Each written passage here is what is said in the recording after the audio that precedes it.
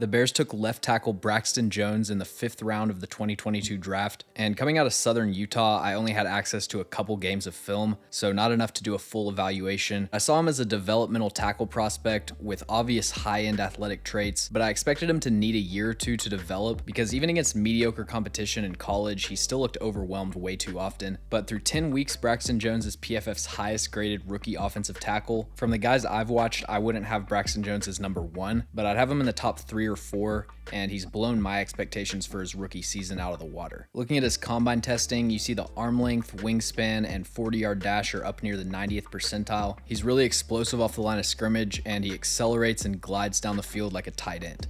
Since Braxton Jones is probably the best athlete on Chicago's offensive line, they use him as a weapon and a focal point in the run game. Braxton Jones is at his best on sweeps, pin pulls, and toss plays where he can get outside of the hashes and just hunt for defensive backs. Right here, the Bears are running crack toss, and this acceleration off the snap is reminiscent of Trent Williams. Not only is Braxton Jones physically capable of getting to the spot in time, but he arrives at the point of contact with so much force, good hand placement on this defensive back, and then he just extends his arms and sends him flying. You can also group screen passes into this section. Not every NFL team can run jailbreak screens this often and trust their left tackle to get downfield and get to the spot before the defensive back. And again, it's not just the speed, it's not just the 40 time, it's the fact that he reaches his target with enough control to actually secure the block, puts this defensive back on the ground, and the Bears get a touchdown.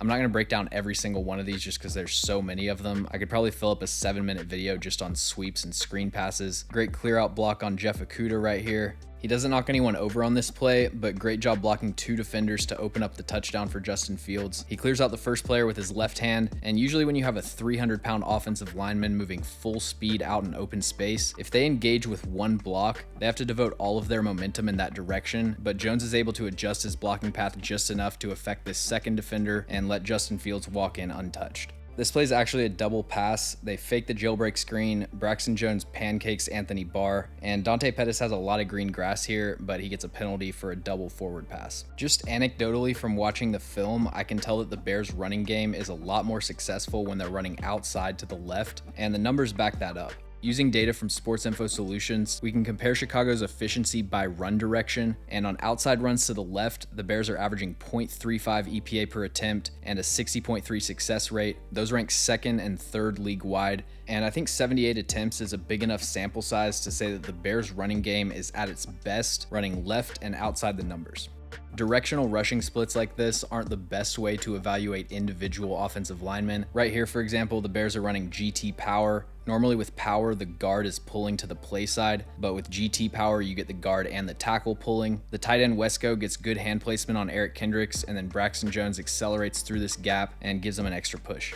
The main area that Braxton Jones struggles, both as a run blocker and a pass blocker, is hand placement. Right here, he's trying to get the reach block on Jonathan Allen, and you see this inside hand wraps around the outside of the shoulder. The number 1 rule in pretty much any blocking interaction is to get your hands inside, because that allows you to grip the defender without holding. So with his hand on the back of Jonathan Allen's jersey, he just doesn't have any leverage point to control the block. This play is an example of what happens when you get your hands inside. You'd like his base to be a little wider. He has a tendency to click his heels when he moves horizontally, but that doesn't end up mattering because both of his hands are inside. Cole Kmet gives him an extra push, and then he just steers the 3 technique out of the play.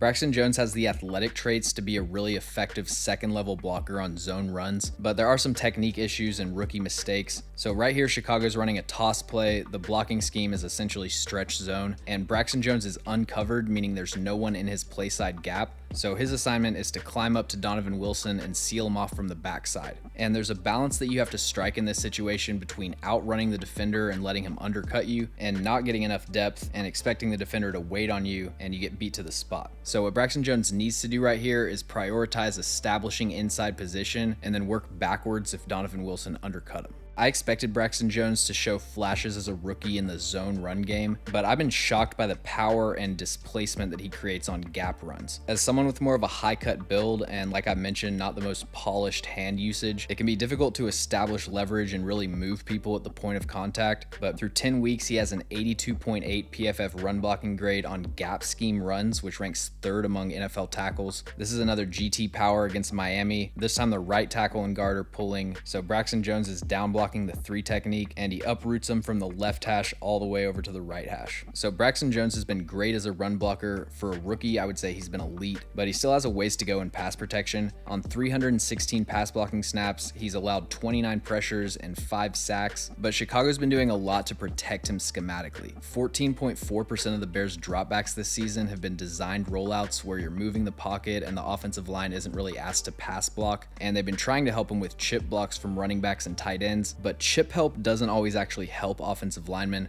Right here, Pettis pushes Montez Sweat too far into the B gap. Jones can't shuffle inside quickly enough, and Justin Fields has to scramble. And then on this play, Darnell Mooney does the same thing with DeMarcus Lawrence, but the Cowboys are running a TE stunt. Jones gets locked onto Lawrence and has to carry him inside, and then he isn't in position to pick up the looper.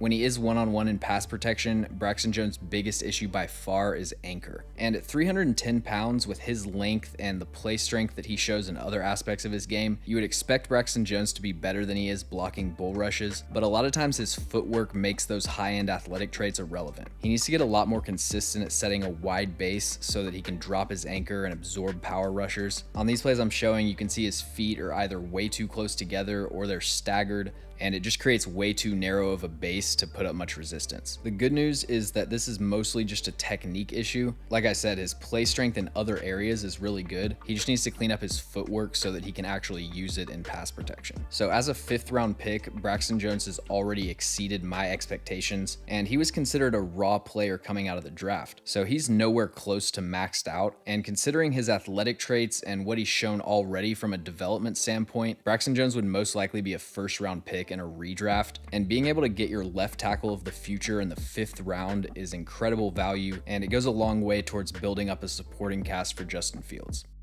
Thanks for watching. If you enjoyed the video, make sure to like and subscribe. Also, let me know in the comments any players or teams that you'd like me to cover.